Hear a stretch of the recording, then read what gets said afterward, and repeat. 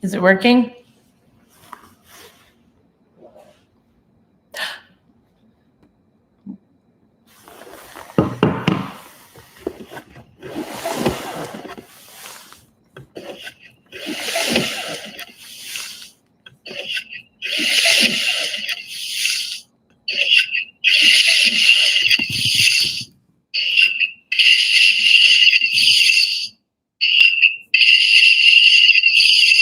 Oh, it's working. Okay. I couldn't see any of the comments.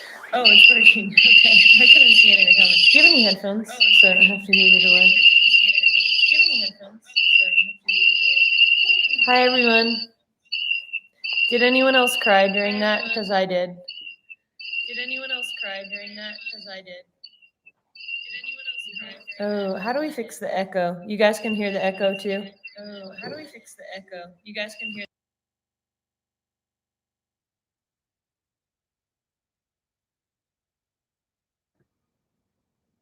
Can you, is there still an echo?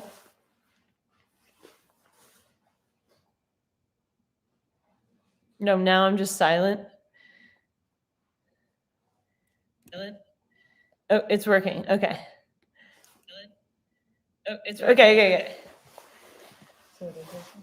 Yeah. I think they could just hear the echo from the computer. Anyway, I haven't watched that in a while, and it was nice to watch it all together because it was really moving. I'm so proud of that little film.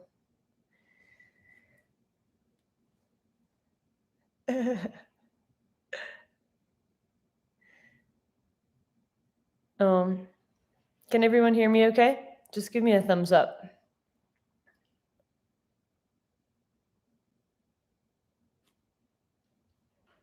Cool. Somebody said they couldn't hear, so and that's their problem. That's a them problem.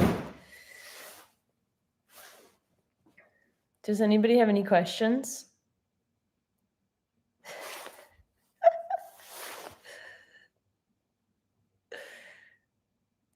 Oh.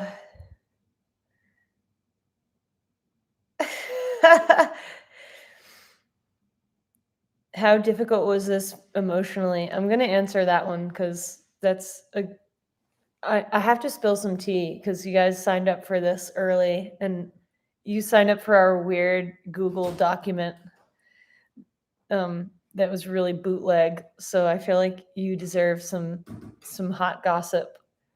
But a lot of the video was based off of the relationship that I had that was really moving to me, and it still moves me in a lot of ways. But when we were making this, I'd always wanted to make a short film, and just like for practical reasons, it never worked out. Mostly budget because labels don't have any money, and yeah, I'm not going to say any more about that. But this time, my friend Sam, who directed it, we just work really well together. And we're both the type of people that when we have an idea, it's just like, let's figure out how to make it happen. Like, let's just do it. We'll raise the money. We'll do whatever we have to do. And that's kind of the attitude that we had. And we got on the phone together and we were just bouncing ideas back and forth. And he's kind of like me. We're both just like dreamers. And I had this story in mind because the album is really about this particular time in my life, just getting through this difficult time where I felt like I stopped remembering how to be able to love myself, and I think I really lost myself after making Superstar. Honestly, it took a lot out of me, and then the pandemic, and then a breakup, and then other things. So I had this story, and I just thought it would be the perfect opportunity to make a short film about it that kind of accompanies the record. And we did it it's like a very like a fancy DIY short film because we had 3 days to make it. And it was like, okay, how can we make this happen? And the locations were really important to me because one of them, like the pool, breaking into the pool, that really happened. with this person that I dated, and I remember what the first night that we met, we had this insane night. It was very cinematic in a lot of ways. And I remember thinking even then that it was so cinematic, like the night, it was like a fever dream. We broke into this pool. We were in the nude in real life, but we didn't have time to take off our clothes in this video because everything had to be really, really fast. But we also got caught in real life. Ari, I'm really spilling the tea on this. I hope my ex isn't watching. But yeah, that was real, and it was important to me to go back to that same location to shoot it there because I remember feeling how how cinematic it felt in real life. So it was important to me to do that, and then we ended up. It was Sam's idea to kind of make it all this continuous shot, and he's worked with Steadicam ops before, so it's really complicated because you have to choreograph everything. Like there's this giant heavy camera that this guy like wields around, and so you have to like perfectly time out every movement so where it's choreographed. And so Mossy, who's the other actor in it, well, I'm not really an actor, but I guess I'm acting sort of in it.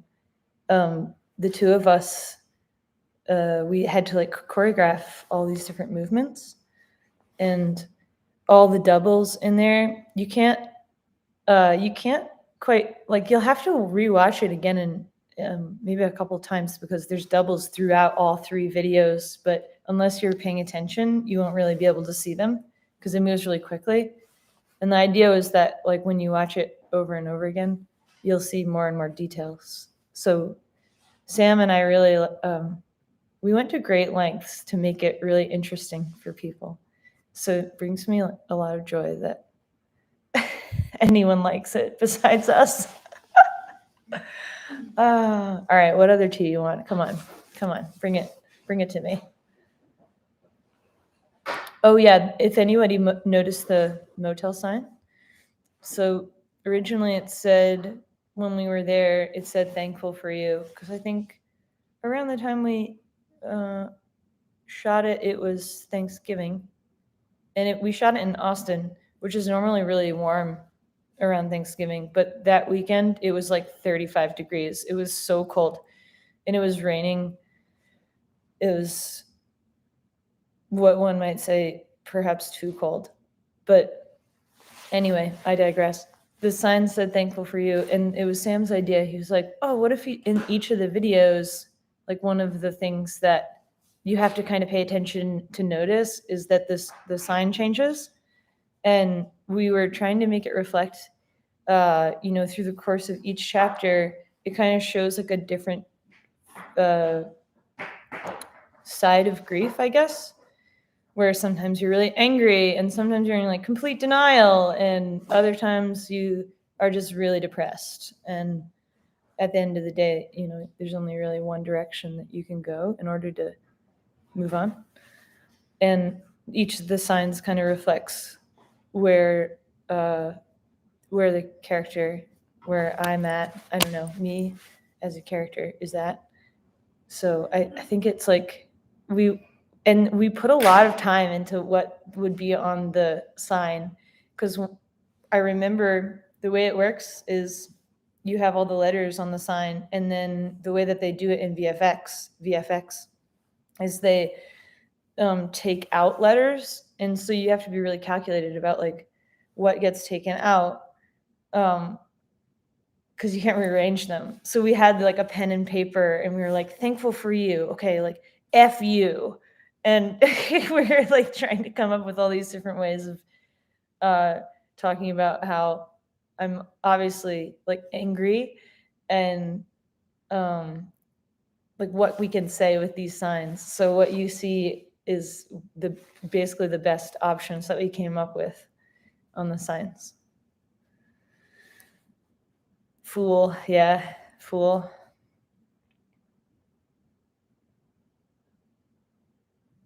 Oh, my favorite part of making the film.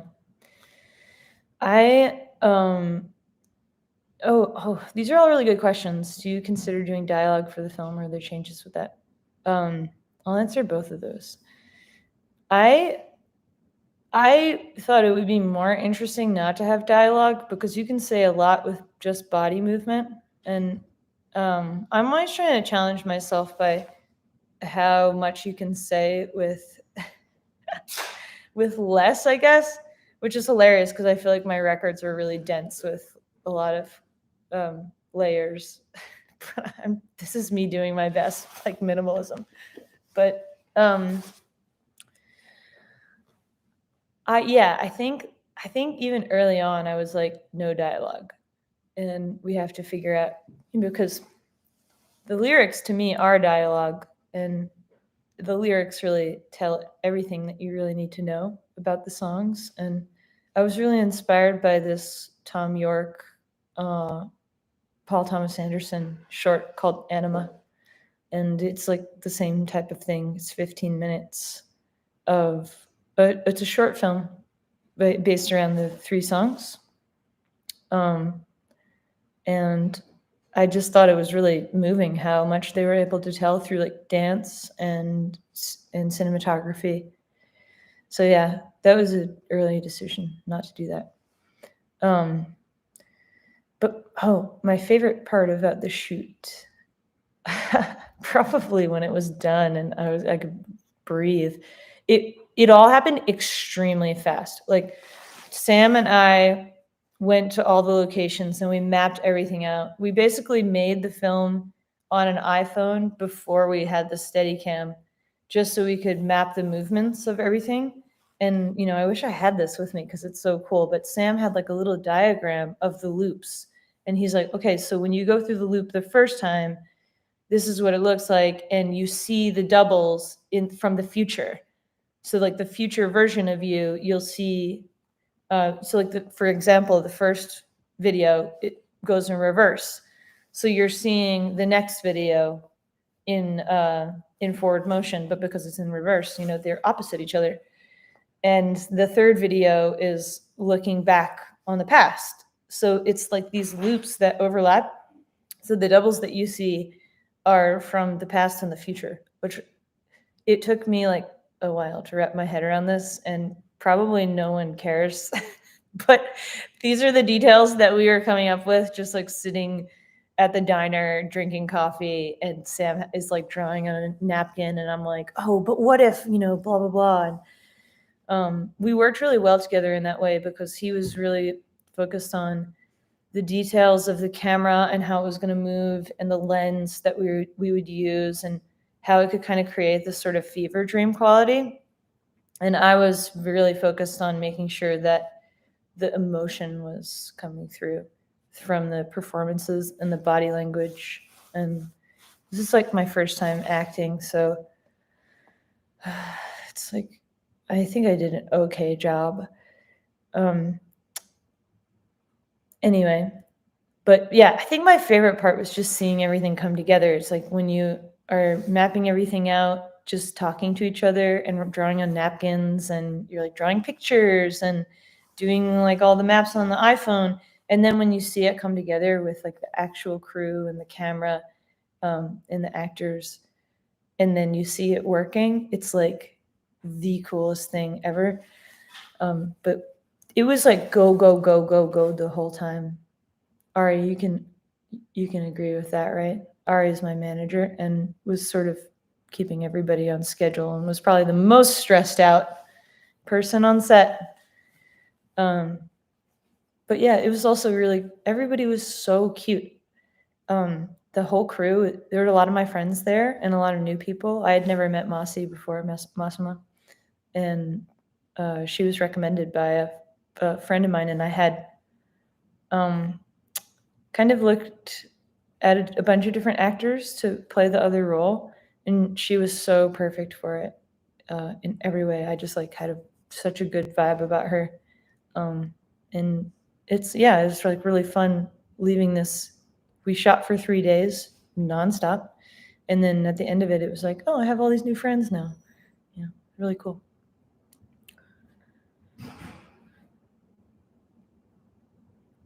Yeah, okay, so somebody says the first two take place at night, but the third is early morning. Did that have a deeper meaning that tomorrow's brighter? Yeah, that's exactly the point. Because you have to tell this like larger story and squeeze it into like 14 minutes or however long it is. And so you kind of have to take some creative liberties with the storytelling. So obviously it's not entirely accurate to real time, but that was the idea. Yeah.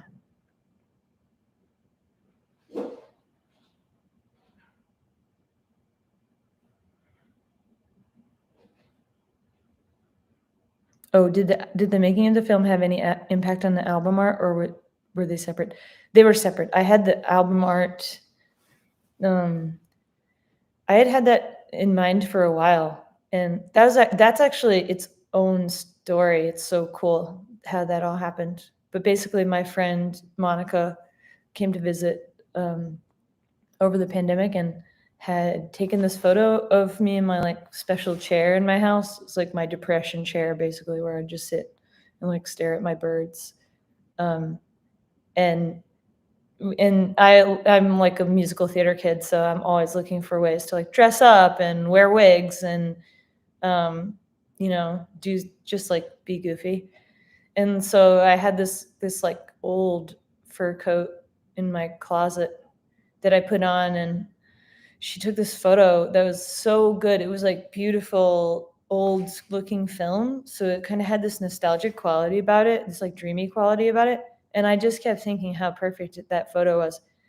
But the year later, when I was making some sketches for the album art, I was like, what if we use this photo, but instead of just being in the house, like the room's on fire and I'm like blindfolded. And I thought it was like kind of, it's dark, but it's also funny to me, which is kind of my style all around. Um, and so we're trying to figure out how to recreate this album cover uh, with this corner in my house. And this house is like tiny, so we didn't have enough access to get what we needed from it. So we literally rebuilt my house. Well, we rebuilt the corner in my house where my chair is, and so we had like a lot of space to work with. And that was how the album cover came about. But this was later. I had some ideas for the short film after that, and originally I wanted to do 5 parts, but that didn't happen for several reasons. Um, like, well, there's like budget reasons, time reasons, resources, blah blah blah. But the biggest thing was I'm like terrified of overstaying my welcome and making something that is too long that people will be like antsy and not want to sit through. And if you can tell something in a shorter amount of time, but make it really good, like interesting and dense, then it makes people want to watch it again and you don't get bored halfway through.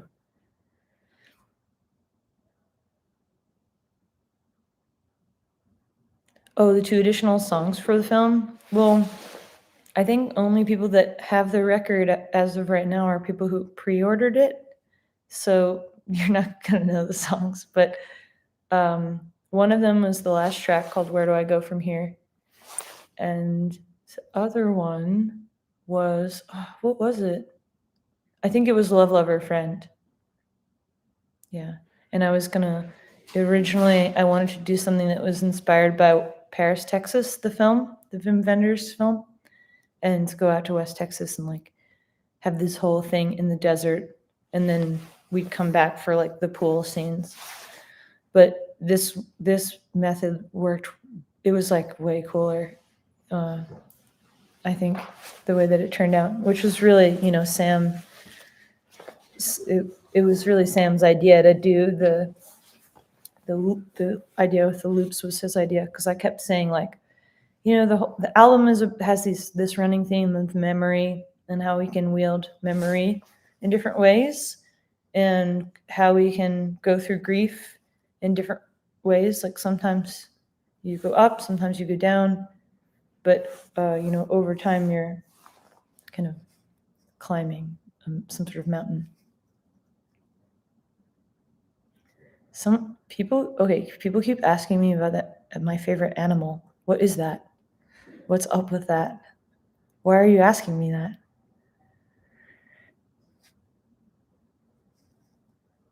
Oh, did I learn anything about myself through the process? Yeah, well, I can say this is a fucking psychotic thing to do. To revisit such a painful thing, and I'm just now seeing all of my manager's pictures of me in the background. I'm like, wow. Ari, you're obsessed with me. Wow. I yeah, okay, here's some more tea. It was bizarre. It was like a really bizarre fever dream experience. And when it was done, I remember Massimo texting me being like, "Did you also feel like that was like a crazy fever dream?" And I'm like, "I feel so bizarre right now for so many reasons." And I think what was so weird is it's like revisiting the past, but then fictionalizing it in a way that's like, it's kind of like when you have a dream and you're like, oh, I saw my friend Bill in this dream, but he didn't look like Bill. It was a different person playing Bill.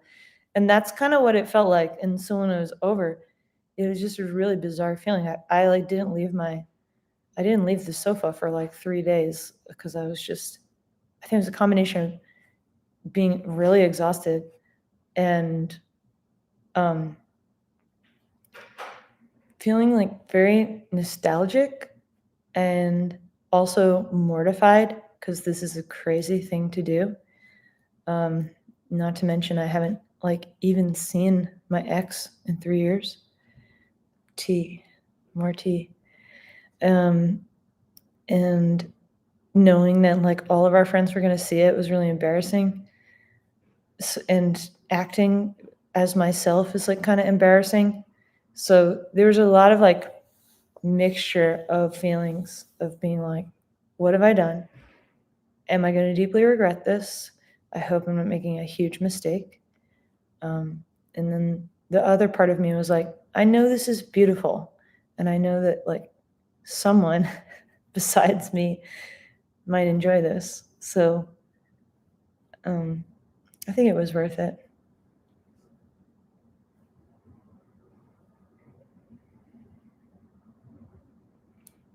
Yeah, well, it actually was the same relationship that inspired a lot of the Superstar songs. Yeah.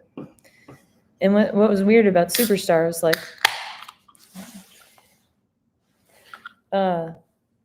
that kind of storyline of that whole thing ended up being a weird self-fulfilling prophecy because I really did lose myself after that. So cautionary tale.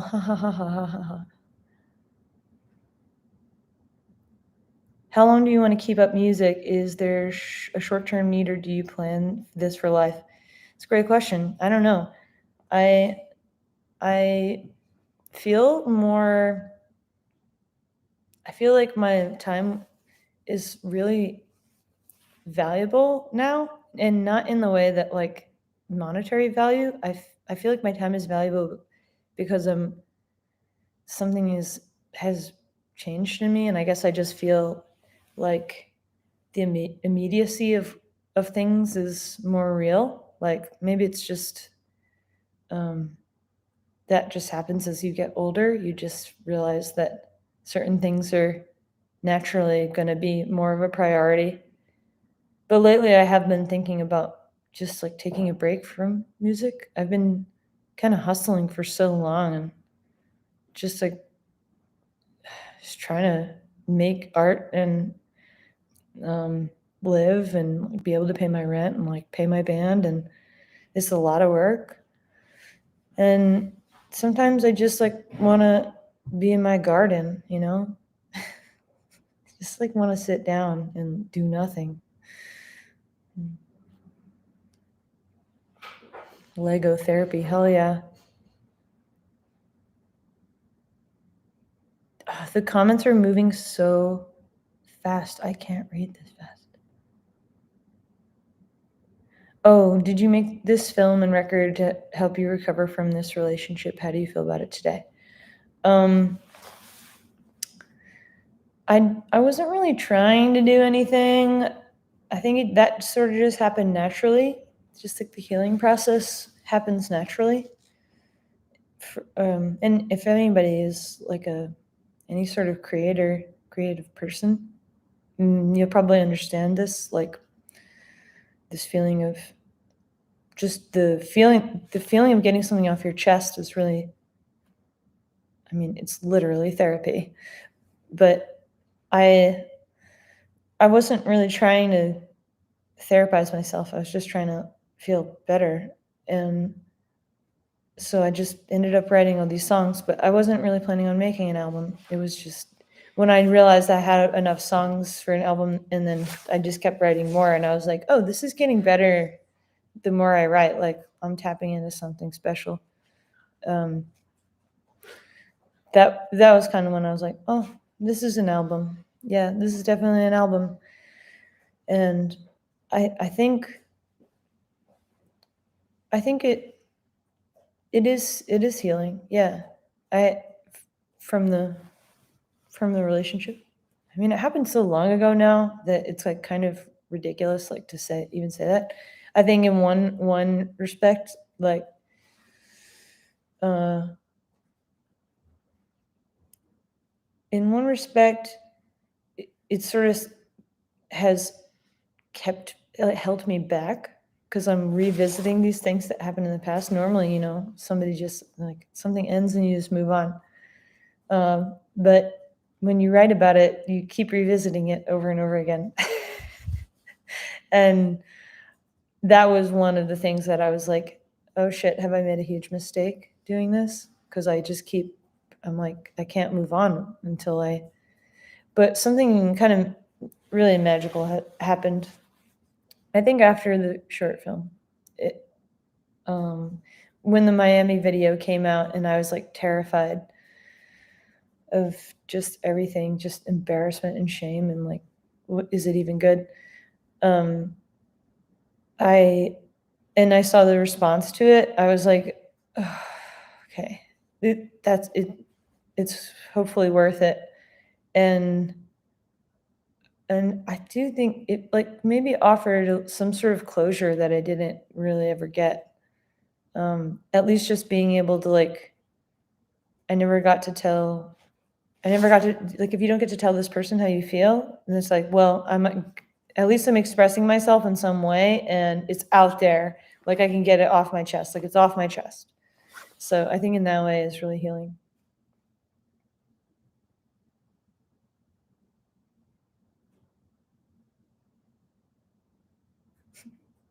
Someone said, I could never be an artist. I'm too neurotic. Every artist is like the most neurotic person I know. Oh, that's so sweet. All these comments are so nice.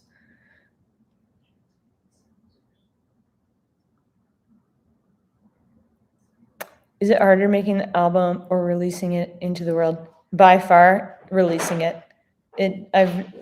All my anxiety and stress is from the release. Because making it, it's like writing in your journal. It's so easy and it feels so good to get something out of your mind and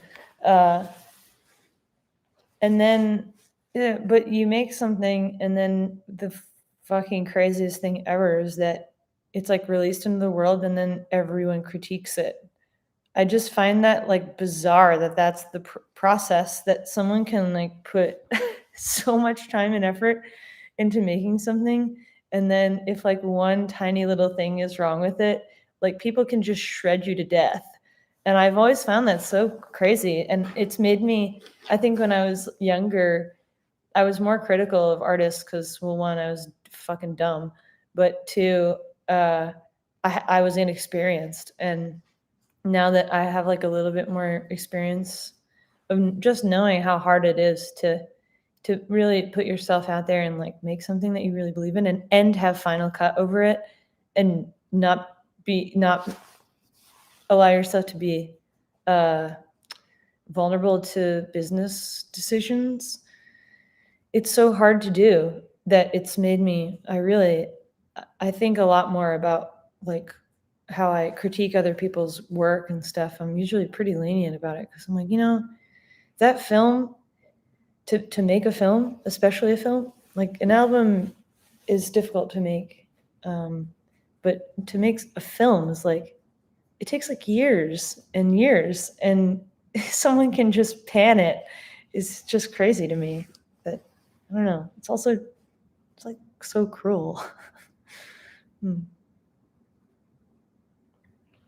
Oh yeah, yeah.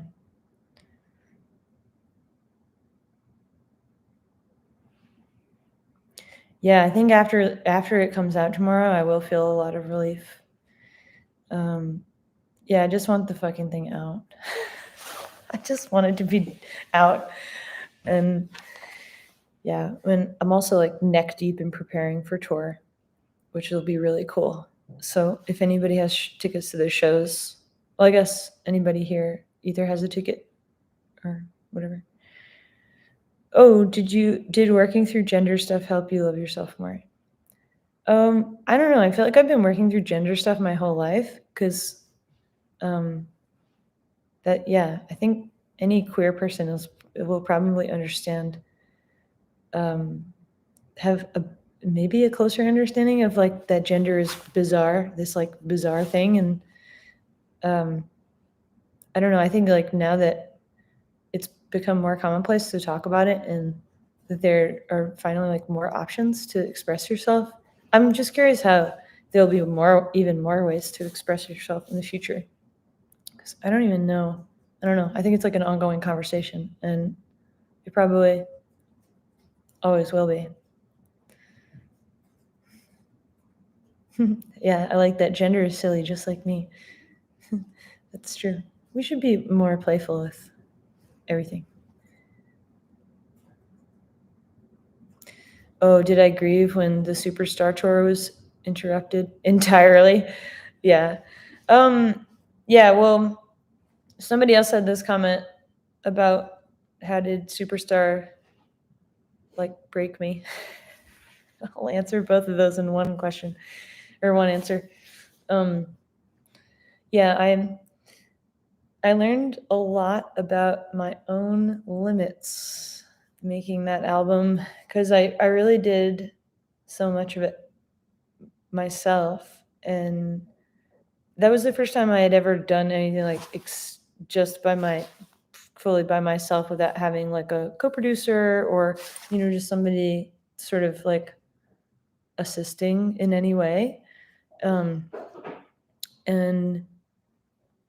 it was one of those times when it's like little choices that people might suggest to you can make a big impact on the work. And that was something that like I look back on, and my biggest regrets in my career have always been allowing a business decision to infiltrate the creative process, and I'll never do it again. And I actually used that kind of as a constitution to make this album. Really, no one heard it until it was done.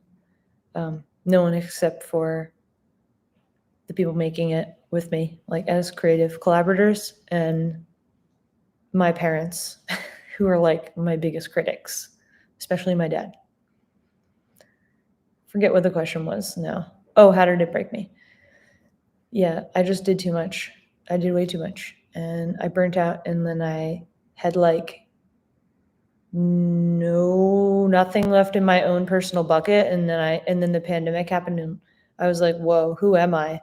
Like I just put literally all my eggs into this one basket to like try and like create this like epic show, and like, this is so fun. Like, let's go hog wild with this story. And I think having a forced stop was a bit of a blessing in disguise. It was like the most difficult time of my life. Not just because of the pandemic, it was just the series of things just sort of bottlenecked into this one time. But it was also like really a necessary time to slow the fuck down. Loner did not break me. Loner was different. It was a totally different experience because I made the album that I wanted to. And at the time I was signed to this label, Mom and Pop. Here's some more tea. I'm looking over at my manager like, am I going to get like a C&D? Am I going to get a call from someone's lawyer being like, please stop this? But yeah, I was signed to this label, Mom and Pop, and I really liked their roster. And I was all excited about putting this record out with them. And my A&R, who I'd been working with like the whole time I was making Loner, just sort of like abruptly left the company and didn't tell anyone, not even me. And so when I submitted the record, I was like, hey, like, what do you think? And it was just like silent. And then I found out she left the company, and I was like, what is going on? And it was like the owners of the company heard it, and they were like, we don't really know what to do with this. And then, yeah, and that was after like 6 weeks of hearing literally nothing from them. And I'm like, okay, does it suck? Like, what's going on? And yeah, and so I had to like fight to get that record back. And they eventually did give it back to me, which was like kind of insane that they gave it back to me. But after that, it was like, okay, we can either shop this around or I can call my friend Kim and she'll put it out on this record label that she works at. So that's what we did. We just like put it out. And it was like kind of a little miracle that it ever even came out at all. A particular artist that influenced this album. Yeah, I did mention Tom York. Well, I mean, there were a lot of things that influenced the album. I had these like playlists, multiple playlists of all the music that I was listening to at the time that I felt kind of reflected the vibe that I was feeling. And here, I'm gonna move the computer because I'm like hunched over and my back is starting to hurt. I was listening to a lot of music that was just vocal music, like things that people were doing with their voices that were being used in such a powerful way. Like a lot of choir music and a lot of like cinematic. Like I remember Parawan, which you'll probably hear in a lot of like French cinema, and Bulgarian women's television choir, and a lot of like Gregorian chants and Georgian choir, Mongolian throat singing. I was listening. Sheila Chandri. Ema Sumac was another person I was listening to a lot. And it's just people that use their voice in like such mysterious ways and created a feeling of, well, a sort of mysterious feeling. Because sometimes you listen to a song and it's like, this is happy. And sometimes you listen to a song and it's like, this is sad. And it's so easy to exactly pinpoint what it is. And I was feeling so many different things. Like I wasn't always feeling like, oh, I feel immense relief from this now. That's what I'm feeling. It would be way more complex than that. I'd be like, what the hell is going on with me right now? And some of it was feeling almost like dissociative. And I'm like, how can I create a feeling of dissociation, but also nostalgia for the past and also a desperation of wanting to move forward? How can I get all this across with one record?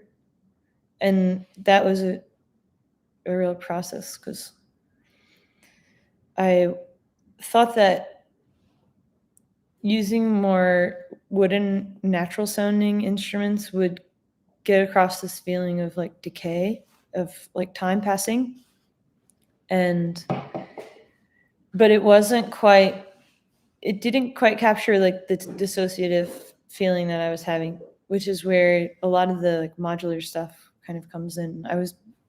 I had become obsessed with modular sounds since I made Loner in 2018 or 2017, whenever it was, because we had used this like buchla in it and made all these bizarre sounds, probably none of which even made it on the record because they were so bizarre.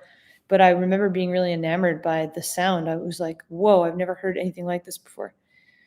And ever since then, I've always just been like, I have to find a way to utilize this somehow. And it was perfect because I had all this like audio of these wooden instruments. Because at the time I also just didn't want to touch a computer at all. I was so sick of it after Superstar because I like programmed every single thing on that record and for the live show, and it like broke me. So all I wanted to do was just like sit on the bed and play guitar and like play piano. But when I was manipulating the audio, it kind of created this feeling of dissociation and almost like a glitching memory. So it was really a perfect combination of things. And I had like a playlist of modular stuff. I'm trying to think of who was on it. Oh, this Floating Points song called Falaise, I think was my most played song for 2 years in a row. It really inspired me big time. And if you listen to it now, you'll be like, oh yeah, hear it. Yeah, and Bulgarian women's television choir is a huge influence. And that song by Karen Dalton, Something on Your Mind, I listen to a lot. I think those three, those three, and like Hans Zimmer soundtracks were probably the biggest influences in some classical pianists like Debussy and Satie. I was listening to a lot of that. Beautiful things that you can make with like just a piano or just a voice or just a guitar, and then like some light processing. And that was pretty much the magic sauce. What's with the color red? Well, it's always been my favorite color, and I have so much of it now that it's like kind of too late to change it. Yeah, I'm gonna have a sip of my beer now.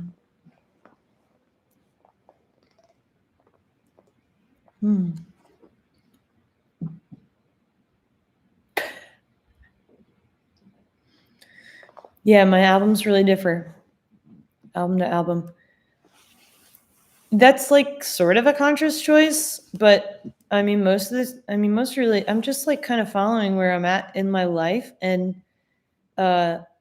I just feel like I'm changing. When I think of myself 10 years ago, I'm both the same but totally different. And I've always been, ever since I've been a little kid, I'm like a little sponge. I'm like just soaking up everything around me and finding inspiration from everything. So in the way that I think about it is like they're just growing, they're building on each other. Because there's always going to be elements of, I started out writing like acoustic songs and just wanted to be a songwriter, and I still love that. Like it still brings me joy just sitting down and writing a song. And the idea of writing songs for other people is like I love that. And so I think it's always been there in my music, but there's just so many things to explore. Like I find it crazy that anybody could even make the same sounding record twice. Like it's not for me. I would just be too bored.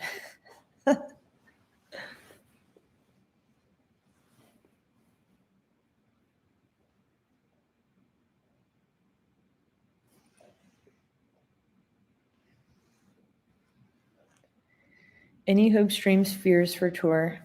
Uh, Yeah, I mean, touring is really stressful. It's so stressful because you're basically like an athlete and you have to maintain your body and your voice and like just everything, the mind. And then you have to, there's like so many moving parts. And I'm always like probably overly ambitious of what I always want to try and do. And I'm like, oh, let's just like design our own light show and do it ourselves. And so we like design, I made this whole light show and then had my bandmate and someone else help me make it. And now it's like we got to get make sure all the songs are tight and it sounds, powerful.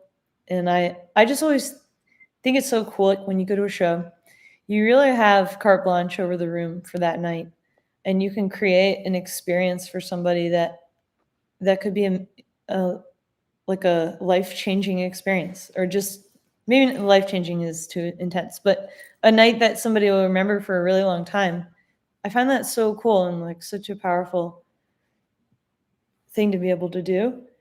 So I always try and do my best, even if I have like no budget to make something cool, I'll still try and find a way to make it cool.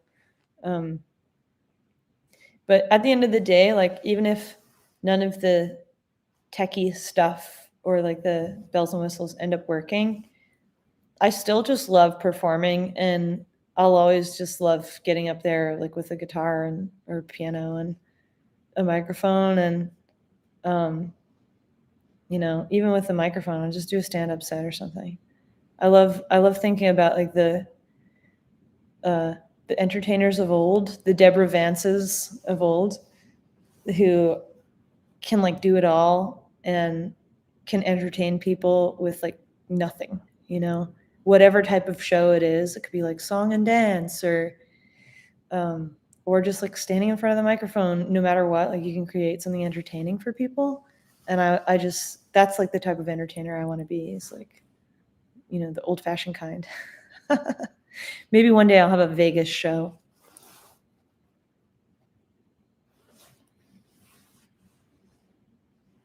Yeah, Bo Burnham, yeah. Oh, am I excited to be reunited with Abby on stage? Yeah, Abby is my best friend. So, yeah, I'm really excited to be. Abby's band is called Hand Me Down. For anybody who doesn't know, Abby's my best friend and also played in my band, but I produced a record of theirs that hopefully is going to come out this year. Hopefully, fingers crossed.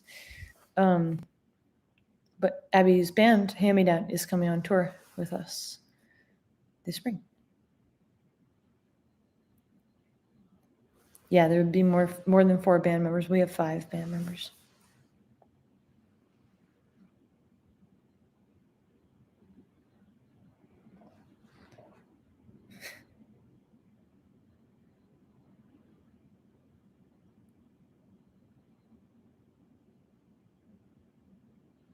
Oh, I don't know if we're coming to Glastonbury, but what tour stop?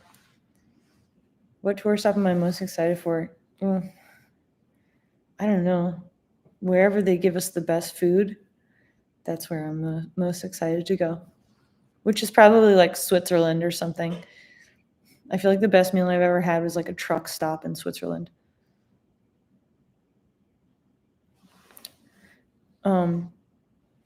We're coming up on the towards the end of our time together, so I'll just answer a few more questions. How do you know when a song is finished? That's a really good question because it's probably different for everyone. But at least on this album, I knew the song was finished when, like, I made a point of really catering to the emotion of the song, like how it was hitting me. And I think part of that was because I just like really wanted to make it for myself. I just thought it was so important to do that, and stay true to that. So it just, and I also didn't have a deadline. I was just like, hey, I'm making this album. I'll let you know when it's done. And that was pretty much it. Like I took like a long time making it.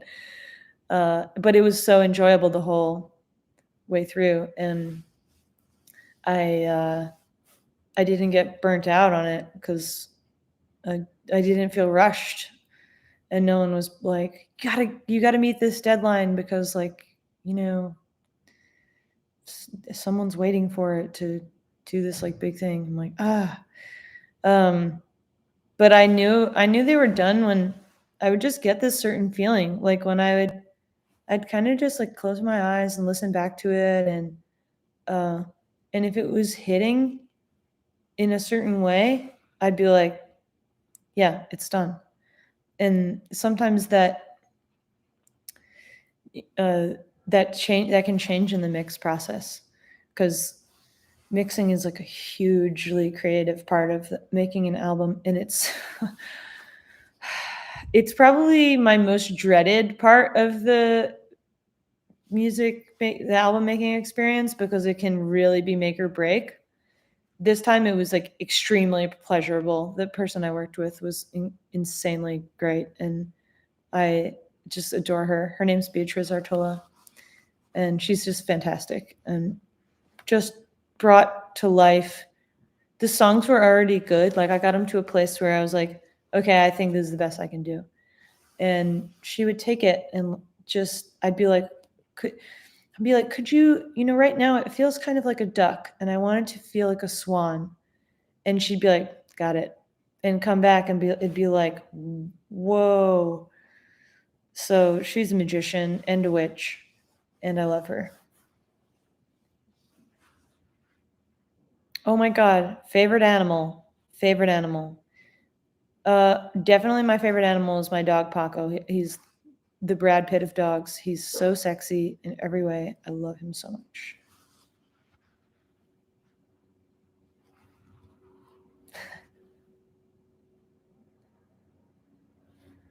Hi, Katie. Sorry you're at work. Work sucks. I'm at work right now too, but it doesn't suck.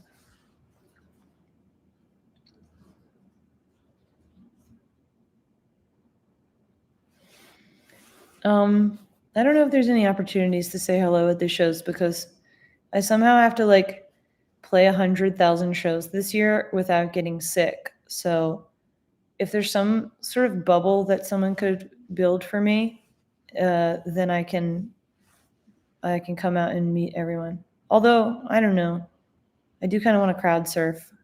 We'll see. We might not talk, but you might touch my butt when you're carrying me.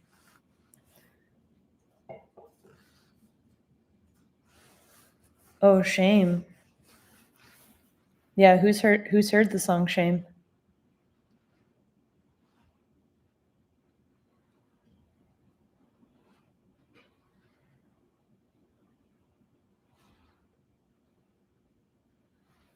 Shame is a demo that is in the Rough Trade version of the album.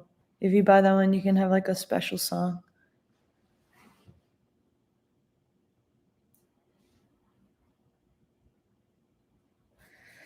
Soma is not on the record, but I think it's gonna be a B-side because the song turned out really great. I just couldn't get it to fit in the album. It just, I don't know, it just like it wasn't flowing. So we're gonna release it as a B-side eventually.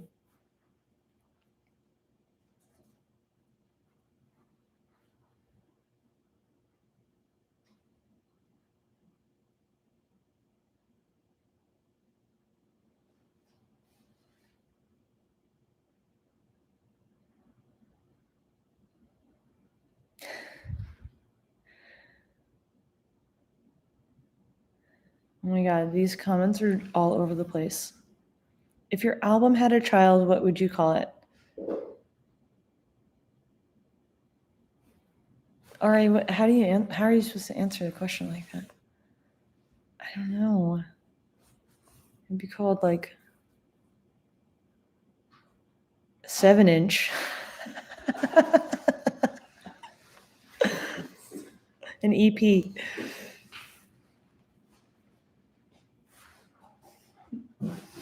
How many darts did you fit into the loner cover? By darts, do you mean, is that a word for cigarette? See, I'm not up on the. What's hilarious is I have a cigarette in like every fucking cover in every shoot I do, and I don't even smoke. I should start smoking.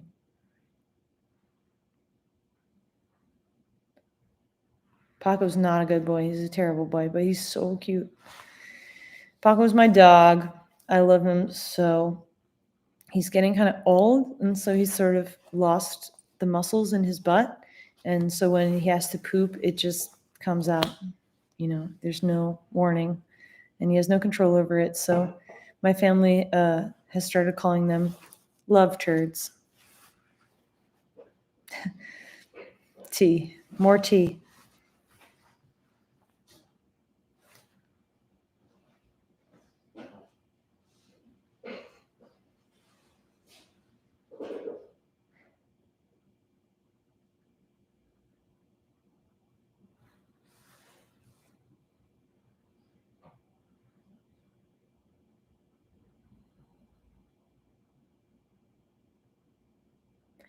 How do I feel about Getting to Me 5 years later? It's still my favorite song of all time.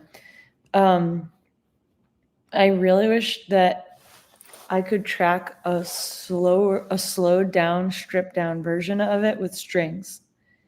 Because the original song was like 7 minutes, and it like really built and built and built, and it wasn't like a pop song like it ended up being. It was more like orchestral. So I really want to do a version of it like that.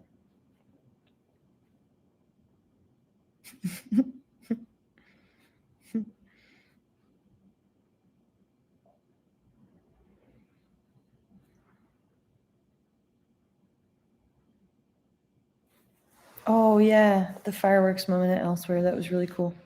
No, I'm not bringing Paco on tour. He's way too bad of a dog. And also he lives with my parents because I would never be able to take care of a dog. I'm never home. I do still have Chelsea. Chelsea is our robotic cat that we had on tour with us, the loner tour. And she has a broken neck, so her head is sort of just floppy, and she needs new batteries, but she is still alive and terrifies everyone. What older songs do I want to play on tour? So I will say, our tour, we're going to be playing the new album in full, and then it's sort of theatrical like. So the way that I kind of designed the lights, the show, it utilizes some old theater techniques. So there's going to be like a set change, and then we're going to play all the older songs. And I think it's the way that makes the most sense to play the material, because this album is really like meant to be told as like a complete story. So I think it would be a disservice to not give it that attention. I also just think it's really good. And yeah, and it's also really different from the older material. So I feel like it would be like very jarring to go back and forth between the two. They're just very different vibes, very different times in my life. All right, we have time for like one more question, maybe two. Huh? Oh, my manager's saying I should tell you about merch. People want to know. Get ready to experience the greatest t-shirt ever made. It was actually Ari's idea, my manager.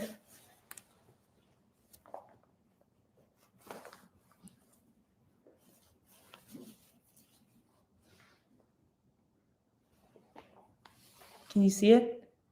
Isn't it so good? Oh, it's backwards. Oh no, the video's backwards. Yeah, it's like the greatest shirt ever made. Oh, it's not backwards for you. Okay, it is for me. That's hilarious. Yeah, so we're selling those on tour. Wow. Everyone loves it.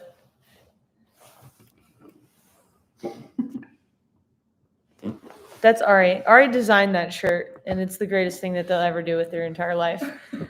We also have. Are we selling these on tour? Oh, yeah. Okay. We have this like special version of the album. Some of you might have already gotten it in the mail, and so you have like early access to it. But it's like a lenticular cover where the flames are moving, and I like look at you all scary, like that. Yeah, and it's really beautiful.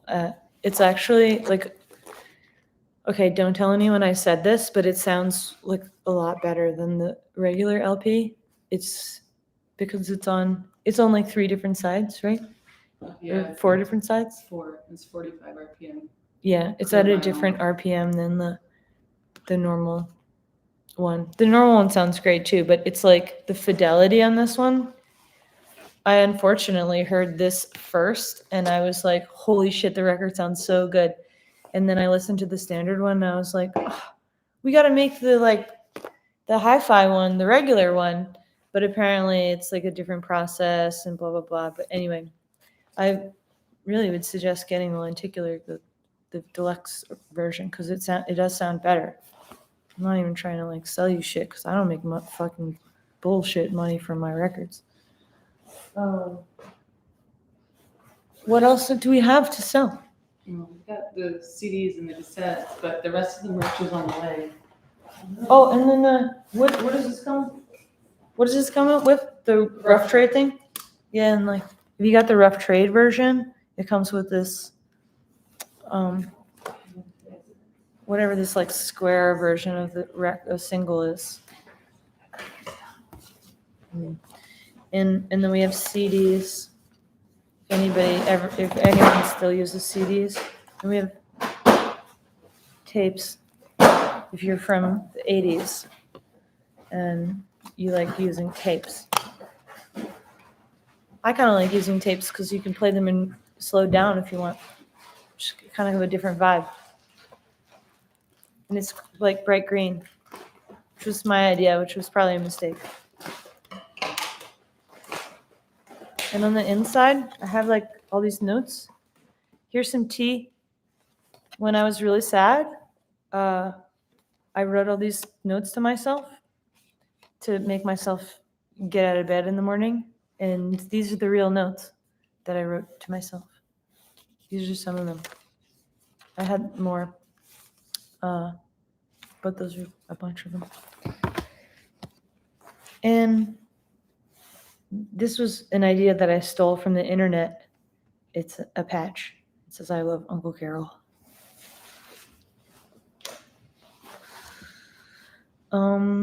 Is there anything else I should mention?